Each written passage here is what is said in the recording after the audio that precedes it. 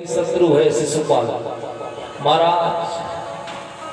आज उस दुष्ट के साथ में रुक्मी ने अपनी बहन रुक्मणी का विवाह तय कर दिया। अपनी बहन का विवाह तय कर दिया।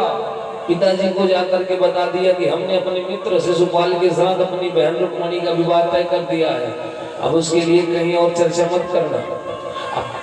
भीष्मक जी को पता है कि शिशुपाल दुष्ट है, परंतु बेटा घर का बड़ा है तो कुछ जजमेंट तो उसके भी होने चाहिए। अब ये हस्तक्षेप करते हैं तो बिगड़ गया तो इसीलिए तो कहते हैं कि औलाद के लिए धन मत जोड़ो, जितना हो सके संस्कार जोड़ो। कि पूत कपूत तो का धन संचय, पूत सपूत तो का धन संचय।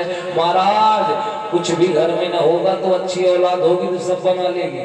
और अगर कितना भी पसीना बहाया, लाखों करोड़ों रुपया जोड़ा औलाद के लिए और संस्कारहीन निकल गया महाराज, तो धुंधकारी बन करके जुआ खेल के सब बर्बाद कर देगा। जिंदगी भर की कमाई पसीने बहाए, पैसा महाराज पसीने की कमाई सब बर्बाद। इसलिए औलाद के लिए धन न जोड़ करके संस्कार रूपी धन जोड़ो। यदि अच्छा निकल गया तो कछु न होगा तो सब बना लेगा। बोल भक्त वत्सल भगवान की जय। तो आज रुक्मी की बात काट नहीं सकते, जानते हैं कि ये भी पापी प्रवृत्ति का है, नशेड़ी है, इसलिए इससे भी बात करना बेकार है।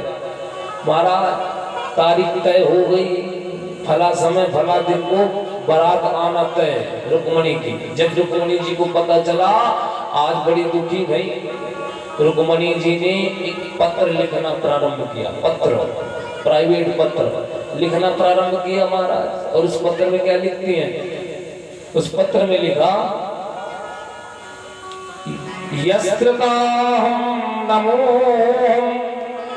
श्रुत्वा गुणान् भुव सुंदरा शून्यवतां ते निर्विषं कर्ण विहवाय है रहतो नापतः। हे भुवन सुंदर, हे द्वारिकाधीश, हमने आज तक देखा नहीं, आपको सुना है और सुन करके आपसे प्रेम कर बैठे। सुना है मात्र और सुन करके आपसे प्रीति हो गई और हमने अपने अंतरात्मा में आपको ही अपना पति परमेश्वर मान लिया है।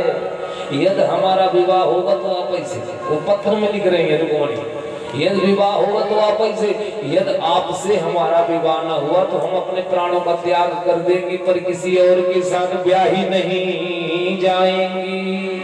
ऐसा उस पत्र में लिखा हमारा।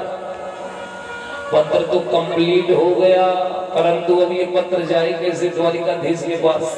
भगवान के पास ही पत्र जाए कैसे? तो एक रास्ता निकला, एक ब्राह्मण देवता का माध्यम बना।